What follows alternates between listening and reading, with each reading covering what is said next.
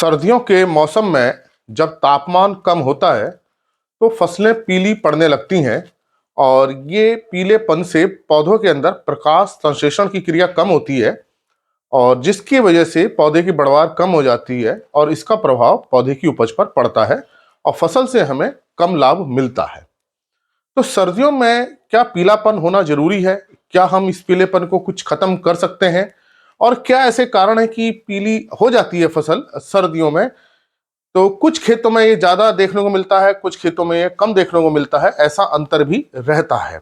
और फसल के अनुसार तो रहता ही है कि जो फसलें ठंड को सहन करने वाली होती हैं उनमें इतना पीलापन नहीं आता, लेकिन कुछ फसलें जो ज्यादा ठंड सहन नहीं कर पाती उनकी पत्तियां ज्यादा पीली हो जाती हैं। तो आज मैं इसी बात पे चर्चा करूंगा कि ये ठंड में पहले तो फसलों में पीलापन क्यों आता है और क्या हम उपाय कर सकते हैं जिससे ये पीलापन जल्दी से जल्दी खत्म हो जाए। देखिए, जो फसलों की पत्तियों का रंग जो हरा होता है वो उसके अंदर उपस्थित क्लोरोफिल के कारण होता है, जिसे हम पर्णहरित कहते हैं। और यही क्लोरोफिल जो है प्रकाश संश्लेषण की क्रिया करता है। पत्तियों के अंदर बहुत सारे पिगमेंट होते हैं, कैरोटीन होता है, जेंथोफिल होता है, क्लोरोफिल होता है, लेकिन जो हरा रंग है इसकी जब ज्यादा मात्रा होती है क्लोरोफिल की तब उसके कारण हरा होता है। अब इस क्लोरोफिल बनने के लिए पानी चाहिए और पोषक तत्व चाहिए। पानी मिलता रहेगा, पोषक तत्व मिलता रहेंगे तो क्लोरोफिल बनता रहेगा और ये अपना काम करता रहेगा, मतलब फोटोसिंथेसिस की प्रोसेस प्लांट के अंदर होती रहेगी। जाड़ों के दिनों में होता क्या है कि फसलें जो होती हैं उनकी जड़ें रुक जाती हैं। अब ये रुक क्यों जाती है, उसकी वृद्धि क्यों रुक जाती है? देखिए, कोई भी जो वृद्धि होती है, ग्रोथ और डेवलपमेंट हम जिसे बोलते हैं, वो उसके अंदर होने वाले हार्मोन्स कितने पैदा हो रहे हैं, उसके कितने एंजाइम एक्टिव हो रहे हैं उस पर निर्भर करता है। और जो एंजाइम बहुत सारे काम करते हैं और एंजाइम के लिए एक पर्टिकुलर टेम्परेचर चाहिए होता है, तापमान। अगर वो तापमान कम हो जाए या ज्यादा हो जाए तो एंजाइम्स अपने काम नहीं कर पाते, हार्मोन अच्छी तरह से काम नहीं कर पाते, जिससे उसकी वृद्धि प्रभावित होती है। बहुत कम तापमान जब हो जाता है तो एंजाइम काम करना बंद कर देते हैं, तो जो उसका असर आता है वो पत्तियों और जड़ों पर आता है। अब देखिए, जैसे ही जड़ों की वृद्धि रुकती है ठंड में, ये मान लिया कि ये जड़ें थी, ये मौसम अच्छा चल रहा था, जड़ें अपना काम कर रही थी, पत्तियां भी निकल रही थी और फसल की अच्छी वृद्धि हो रही थी। जैसे ही तापमान कम होगा, एक तो ये जड़ों की वृद्धि रुक जाएगी क्योंकि इसके अंदर जो एंजाइम्स हैं उन्होंने अपना काम करना रोक दिया है, क्योंकि अभी जैसे मैंने बताया कि एक पर्टिकुलर तापमान चाहिए होता है हर एंजाइम के लिए। तो ये क्या होगा, सबसे पहले जड़ें की वृद्धि रुकेगी। अब जैसे ही जड़ों की वृद्धि रुकेगी तो यहां से जो पोषक तत्व ले रहे थे या पानी ले रहे थे वो होना रुक जाएगा। जब जड़ें ही नहीं लेंगी तो पत्तियों तक पहुंचेगा नहीं। अब जब पोषक तत्व नहीं पहुंचेंगे तो पत्तियां पीली पड़नी शुरू हो जाएंगी। तो सबसे पहले जो कारण हुआ, जड़ों की वृद्धि रुकी, पहला कारण ये हुआ। दूसरा ये होता है कि जो पोषक तत्व इसके अंदर होते हैं दो तरीके से होते हैं। एक तो जैविक पदार्थ, कार्बनिक पदार्थ का अपघटन होता है और दूसरा हम खाद के माध्यम से देते हैं। तो जो जैविक जो खाद होती है या जो कार्बनिक पदार्थ हैं उनका अपघटन कौन करते हैं? सूक्ष्म जीव करते हैं। तो ये जो कार्बनिक खाद है इसका अपघटन कम हो जाता है क्योंकि सूक्ष्म जीवों की एक्टिविटी भी कम हो जाती है। जब बहुत ठंडी हो जाएगी जमीन तो जो उसके अंदर बैक्टीरिया, फंगस अपना काम करना बहुत कम कर देंगे ठंड के कारण। तो जब ये अपघटन कर रहे थे, कार्बनिक खाद थी, उसके अंदर ऑर्गेनिक मैटर था, उसमें से नाइट्रोजन, फास्फोरस, पोटेशियम, जिंक, हर तरह के तत्व निकलते हैं, तो वो तत्व भी निकलने क्या हो जाएंगे? कम हो जाएंगे। तो जो पौधों को जो उपलब्धता थी उन तत्वों की, पोषक तत्व भी कम निकलेंगे इन कार्बनिक खादों से। तो हमने चाहे FYM डाला हो, वर्मी कंपोस्ट डाली हो, कोई भी हमने खाद डाली हो, मुर्गी खाद डाली हो, अब उसमें से पोषक तत्व निकलने कम हो जाएंगे, बहुत कम हो जाएंगे, या कह सकते हैं रुक जाएंगे। इतना ठंडी जमीन हो जाती है, इतना तापमान कम हो जाता है, खासतौर से दिसंबर जनवरी के महीने में। तो कार्बनिक खादों से जो तत्व निकल रहे थे वो कम हो गए क्योंकि इसके अंदर सूक्ष्म जीवों की सक्रियता कम हो गई। दूसरा, जड़ों की वृद्धि पहले से ही रुक गई। तो एक तो जड़ों की वृद्धि रुक गई, कार्बनिक खाद भी मिलनी कम हो गई। अब क्या होगा कि तीसरा क्या है, अगर हमने कोई उर्वरक डाला है, पहले से हमने कोई उर्वरक डाल रखे हैं, मान लीजिए फास्फोरस के डाले हैं, पोटेशियम के डाले हैं, तो ये उर्वरक क्या होते हैं? उर्वरकों में जो फास्फोरस है वो जो चलता है वो ठंड के कारण वो जमीन के अंदर चल नहीं पाता। एक तो फास्फोरस और पोटेशियम, जिंक, ये फिक्स हो जाते हैं जमीन के अंदर, और जैसे जैसे ठंड बढ़ती जाती है इनका फिक्सेशन बढ़ता जाता है, इनकी जो एनर्जी है वो कम हो जाती है। तो इनकी उपलब्धता भी, फास्फोरस है, चाहे पोटेशियम है, चाहे जिंक है, इसकी उपलब्धता भी क्या हो जाती है? कम हो जाती है, अपनी ही जगह पे पड़े रहते हैं, ठंड के मारे हिल नहीं पाते हैं। जैसे जैसे गर्मी होती जाती है इनके अंदर की मॉलिक्यूल की एनर्जी बढ़ती जाती है और उससे ही बढ़ते हैं।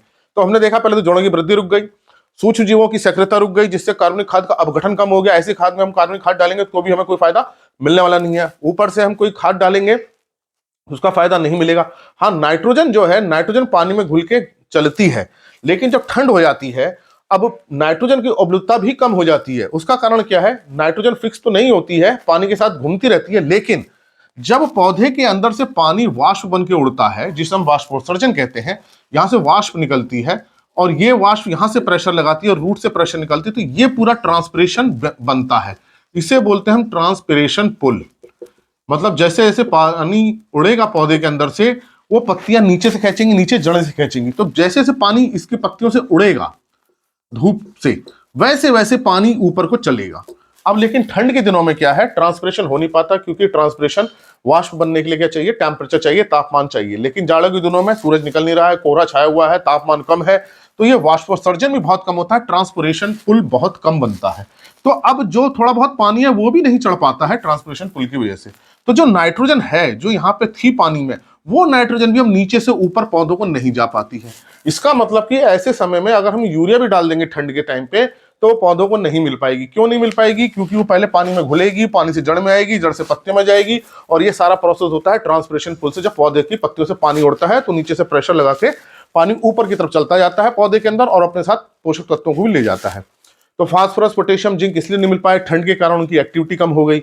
नाइट्रोजन इसलिए नहीं मिल पा रहा है क्योंकि पानी ऊपर चढ़ नहीं पा रहा है। कार्बनिक खादों से इसलिए पोषक तत्व नहीं मिल पा रहे क्योंकि सूक्ष्म जीवों की सक्रियता कम हो गई है। तो ऐसे समय में इसके अंदर पोषक तत्वों की क्या होने लगेगी? कमी होने लगेगी। और क्लोरोफिल बनने के लिए नाइट्रोजन, मैग्नीशियम, आयरन, ये 3 तत्व बहुत जरूरी हैं। अब इन तीनों तत्वों की कमी हो जाएगी, नाइट्रोजन की, आयरन की, मैग्नीशियम की, तो क्लोरोफिल नहीं बन पाएगा और क्लोरोफिल टूटने लगेगा और पौधा धीरे धीरे पीला होने लगेगा। पत्तियों का रंग पहले जो अच्छा खासा हरा था, हल्का हरा होगा, हल्के हरे से हल्का पीला होगा, और बहुत ज्यादा ठंड हो गई तो पीलापन आ जाएगा। अब इस पीलेपन की वजह से पौधे के अंदर जो प्रकाश संश्लेषण क्रिया वो नहीं हो पाएगी, पौधे की वृद्धि रुक जाएगी, जो भी उसके अंदर प्रोसेस होते हैं वो सब रुक जाएंगे। ट्विलरिंग होनी है तो वो रुक जाएगी, पत्तियां निकल रही है वो रुक जाएगी, अगर टहनी निकलनी होती है तो वो भी रुक जाएगी, लंबाई बढ़नी होती तो वो भी रुक जाएगी, पत्तियां चौड़ी होनी होती तो वो भी रुक जाएगी, क्योंकि सारा जो एनर्जी मिलती है फोटोसिंथेसिस से मिलती है, प्रकाश संश्लेषण की क्रिया से। अब पत्ती ही पीली पड़ गई, उसके अंदर प्रकाश संश्लेषण हो ही नहीं रहा है, उसके अंदर ताकत ही नहीं आ रही, तो वो कहां से टिलर बनाएगी? ना उसके अंदर फुटाव होगा, ना उसकी लंबाई बढ़ेगी, तो सब कुछ पौधा रुक जाएगा, पीला हो जाएगा। तो ये मैंने आपको कारण बताया कि मुख्य कारण क्या रहता है? पानी नहीं मिल पाता है। पानी पौधों को उपलब्ध जमीन में हम दे भी देंगे तो पौधों को इतना नहीं मिल पाएगा, ट्रांसपिरेशन पुल नहीं बनेगा। खाद दे देंगे तो वो भी नहीं मिल पाएगी ठंड की वजह से, जिसका मैंने अभी कारण बताया। अब इसका बचाव कैसे हो सकता है? तो देखिए, इसके बचाव के 2-3 तरीके हैं। ठंड तो जितनी पड़नी है पड़ेगी, टेम्परेचर 3 डिग्री सेंटीग्रेड है तो 3 डिग्री सेंटीग्रेड रहेगा, उसका हम कंट्रोल कुछ कर नहीं सकते। कोहरे पे हम कोई कंट्रोल नहीं कर सकते। तापमान रात में कितना कम हो जाएगा उस पर भी हमारा कंट्रोल नहीं है। हाँ, लेकिन हम कुछ ऐसे उपाय कर सकते हैं ताकि इसके अंदर का टेम्परेचर कुछ रेगुलेट होता रहे, तो हमको शुरू से प्रयास करने पड़ेंगे। अब देखिए क्या होता है, मिट्टी के अंदर वायु अगर अच्छी बनी हुई है, तो वायु मतलब अगर वायु संचार अच्छा हो रहा है तो तापमान इतनी तेजी से नीचे नहीं जाता, हल्के हल्के धीरे धीरे कम होता है।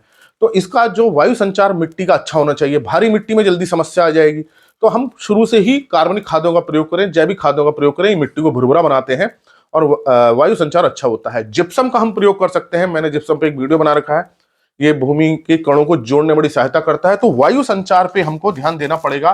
तो ये उपाय तो हमें शुरू पे ही देने पड़ेंगे। बुवाई के समय आप सारी जैविक खादों का प्रयोग करें और जिप्सम का प्रयोग करें ताकि मिट्टी भुरभुरी रहे और वायु संचार बना रहे। दूसरा हम ये कर सकते हैं कि फसल में हम पलवार बिछा सकते हैं, मल्च लगा सकते हैं। तो देखिए क्या होता है, जो टेम्परेचर होता है वो जमीन, ये हवा ठंडी हुई उससे जमीन ठंडी होती है, तो अगर हम मल्च बिछा देंगे, पत्तियां बिछा देंगे, तो ये एक बैरियर का काम करती है, तो जमीन इतनी जल्दी ठंडी नहीं हो पाती है कि हवा के संपर्क में आते तुरंत ठंडी हो जाएगी, ऐसा नहीं हो पाएगा, जल्दी नहीं हो पाएगा, समय लगेगा। तो हम क्या कर सकते हैं, पलवार का प्रयोग करें ताकि इसके अंदर जो है बहुत जल्दी जमीन ठंडी ना हो। तीसरा, हम हल्की सिंचाई करें। अब देखिए हल्की सिंचाई का क्या फायदा होगा। देखिए जो पानी होता है जल्दी ठंडा, देर से ठंडा होता है, देर से गर्म होता है, ये पानी का गुण होता है। मिट्टी जल्दी ठंडी हो जाती है, जल्दी गर्म हो जाती है। जैसी रात का टेम्परेचर गिरता है मिट्टी जल्दी से ठंडी हो जाती है, लेकिन पानी बहुत देर से गर्म होता है और बहुत देर से ही ठंडा होता है। तो अगर हमने हल्की सिंचाई कर रखी, देखिए हल्की सिंचाई करनी, गहरी सिंचाई नहीं करनी, इसके अंदर नमी बनी हुई है, तो जब रात में ठंड पड़ेगी तो ये धीरे धीरे धीरे ठंडक आएगी। तो जमीन वो जिसमें हम सिंचाई कर देते हैं जिन खेतों में, उसमें उतनी ठंडक नहीं रहती। तो जाड़े से बचने का एक उपाय ये भी होता है, हम सिंचाई कर देते हैं। तो ये पानी का गुण है, देर से ठंडा होना, देर से गर्म होना। तो जब इसके अंदर नमी रहेगी तो हल्की सिंचाई भी आपको करनी है ताकि इसके अंदर नमी बनी रहे।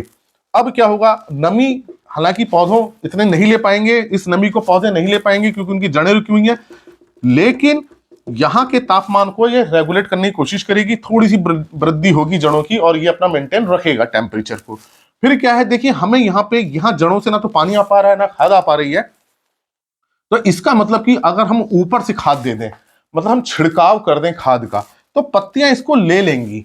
हालांकि बहुत ज्यादा नहीं लेंगी, लेकिन फिर भी एक कुछ फायदा हमको मिलेगा।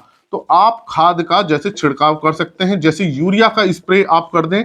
जनरली हम इसका 2% का यूरिया का छिड़काव करें ताकि जो नाइट्रोजन नीचे से नहीं मिल पा रही है वो ऊपर से मिल जाए पत्तियों माध्यम से। फिर आप सूक्ष्म पोषक तत्वों का भी छिड़काव कर सकते हैं, जैसे जिंक है, आयरन है, इसका भी आप छिड़काव करें। तो इसका जो छिड़काव है जनरली 0.25 से 0.5% तक का किया जाता है। तो आप जो है जो इनके सल्फेट साल्ट आते हैं, जिंक सल्फेट है या फेरस सल्फेट है, उसका आप छिड़काव करें। तो अब ये स्थिति अगर आप कंट्रोल कर लेते हैं 15, 20, 25 दिन तक, उसके बाद धीरे धीरे जैसे जैसे तापमान बढ़ेगा, ठंड निकलेगी, तो ये जड़ें जल्दी से अपनी ग्रोथ पकड़ लेंगी और ये पीलापन बहुत जल्दी दूर हो जाएगा। तो पीलापन बहुत जल्दी दूर होगा, जिससे फसल रिकवर होगी और फोटोसिंथेसिस अच्छी होने लगेगी और यील्ड हमें अच्छी मिल जाएगी। तो ये आप 3-4 उपाय कीजिए। फसलों का पीलापन तो आएगा ठंड से, लेकिन इस पीलेपन को कुछ हद तक हम कम कर सकते हैं। तो ये आप समन्वित उपाय अपनाइए, एक उपाय अपनाइए, 2 उपाय अपनाइए, जरूरी नहीं कि आप सारे उपाय अपनाएं। कुछ उपाय अपना करके हम फसल के पीलापन जो देर तक चल रहा है और जो ज्यादा पीलापन हो रहा है उसको हम कुछ कम कर सकते हैं, जिससे हमारी जो फसल है उस पर बहुत ज्यादा प्रतिकूल प्रभाव नहीं आए। आशा है मेरी बात आपको समझ में आई होगी कि कैसे हम पीलेपन के जो हो रहा है उसको हम कम कर सकते हैं। इसी प्रकार के लेक्चर्स को देखने के लिए आप कृषि किसान प्लेलिस्ट देखिए, उसमें मैं हिंदी में चर्चा करता हूं ताकि किसानों को ज्यादा से ज्यादा उसका लाभ मिल सके। इन वीडियोस को और लोगों के साथ भी शेयर करें और अगर चैनल सब्सक्राइब नहीं किया तो सब्सक्राइब करें। धन्यवाद।